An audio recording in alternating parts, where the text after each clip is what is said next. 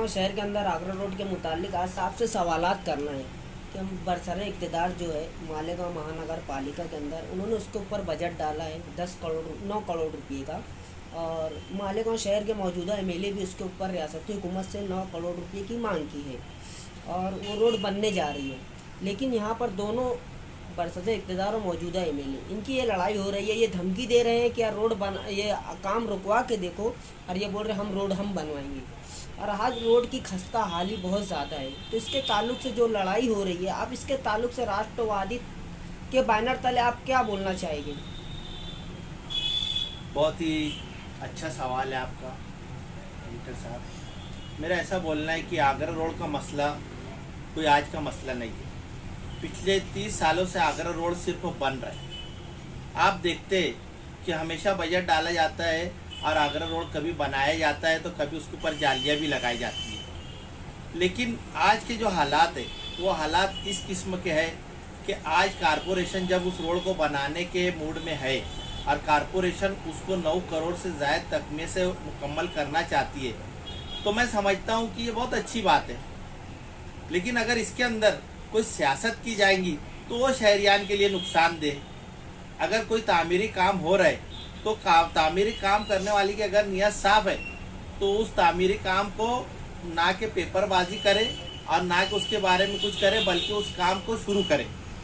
दूसरी तरफ यहाँ के मौजूदा एमएलए का कहना है कि हम रियासती हुकूमत से रोड बनवाएंगे और वहाँ से फंड लाएंगे।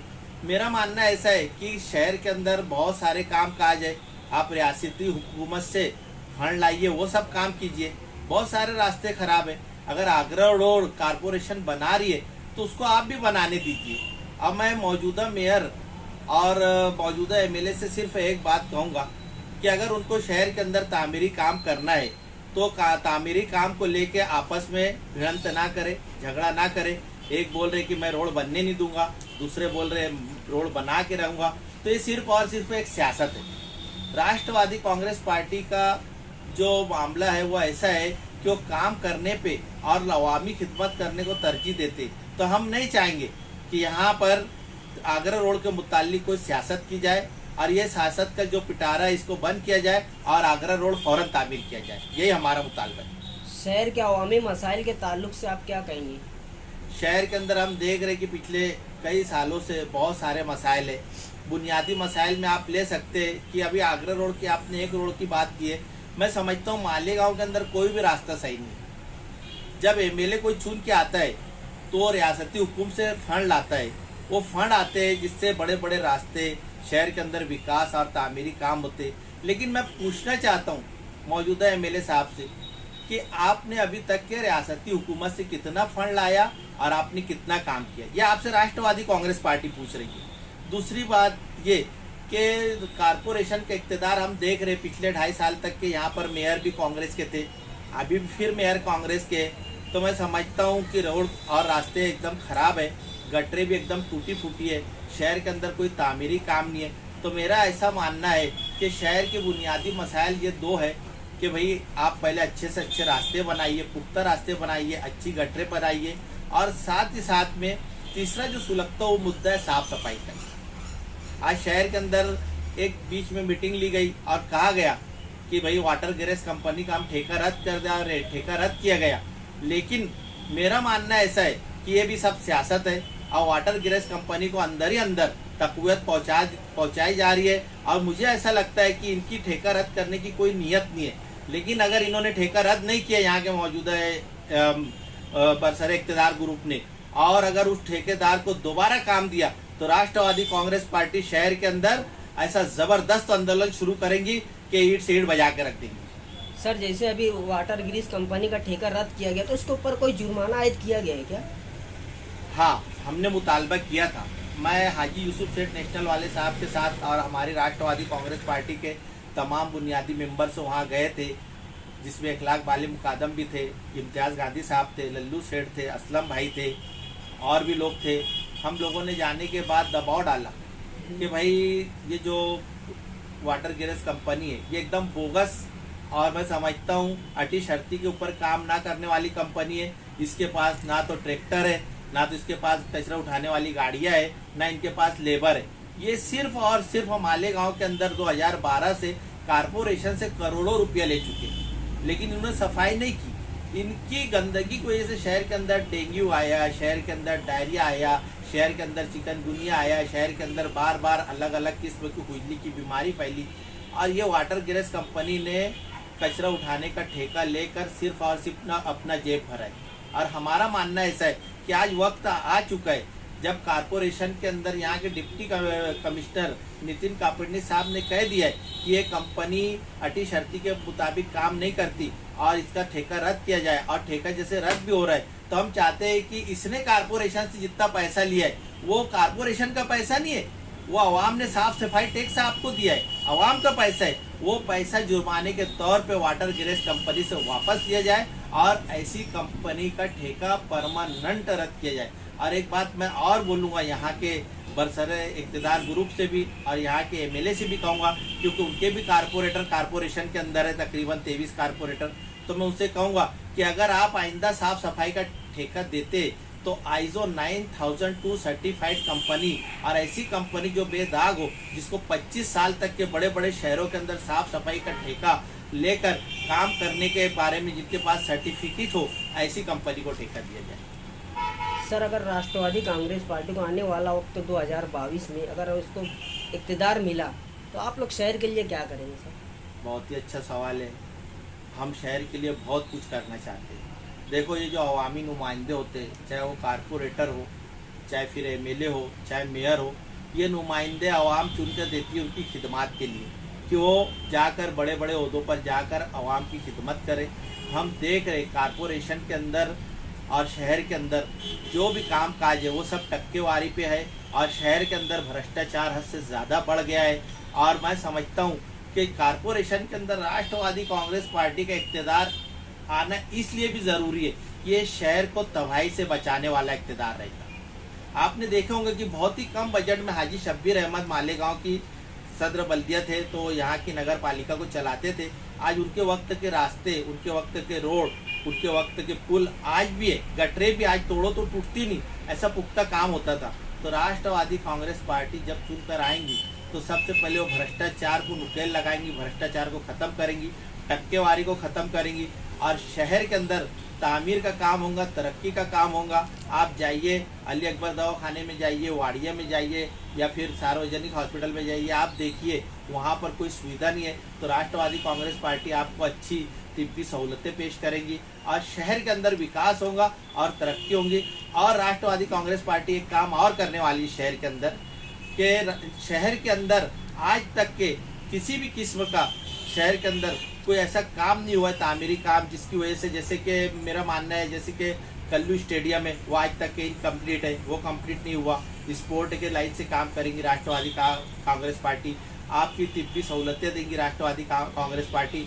और मेरा मानना ऐसा है कि राष्ट्रवादी कांग्रेस पार्टी को 2022 में अगर आवाम इक़्तिदार देती है तो मालेगांव की कायाकल्प कर देंगे। इसी के साथ एक सवाल है, बहुत सारे शहर के जैसे मसाइल हैं, जैसे आपने बताया क्या साफ़ सफाई के बहुत फुकदान है, गटरों का साफ़ नहीं होना। इसी तरह शहर के बहुत सारे इदारे वाले हैं, वो बेचारे जाकर कारपोरेशन में मेयर साहब को या तो डिप्टी कमिश्नर साहब को या कमिश्नर साहब को मेमोरेंडम पेश करते हैं कि यार उनको याद दहानी कराई जाती है कि यहाँ पर ये काम है, लेकिन उसके बाद भी नाकारा कारपोरेशन कुछ काम करने के लिए तैयार नहीं होती है और ना होता है। बहुत सारे मसाइल के ताल्लुक से हमने वहाँ पर गए, लोगों ने मेमोरेंडम दिया, लेकिन आज भी काम वैसे ही है। तो आप मालेगांव महानगर पालिका के कर्मचारियों के ताल्लुक से क्या बोलेंगे?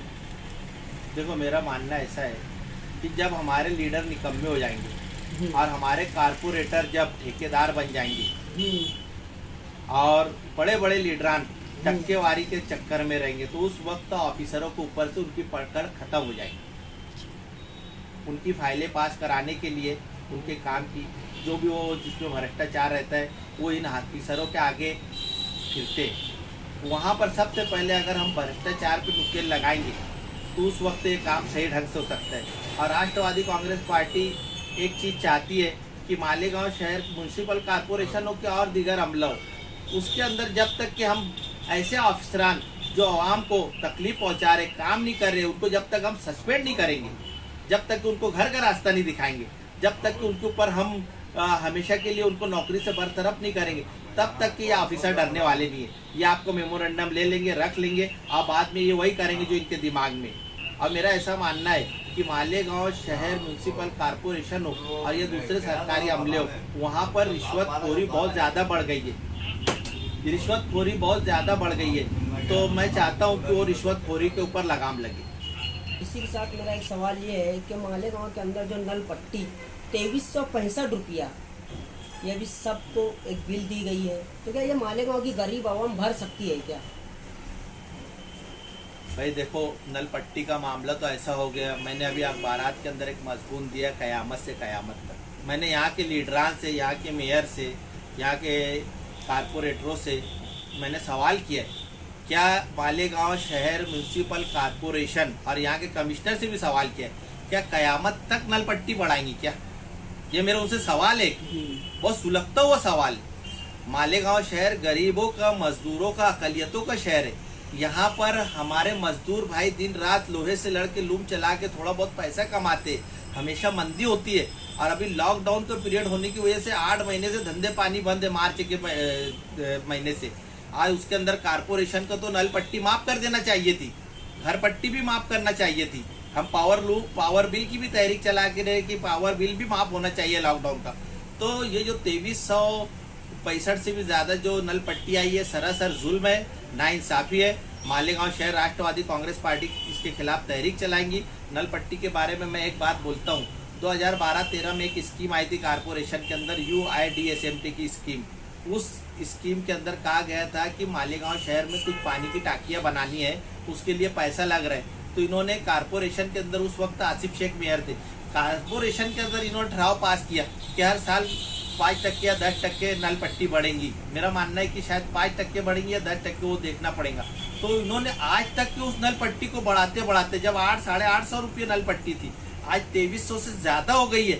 आने वाले दिनों में जब हमारे बच्चे बड़े होंगे, आने वाले दिनों के अंदर मैं समझता हूँ कि मालेगांव कारपोरेशन की नल पट्टी 10,000 तक चले जाएंगी।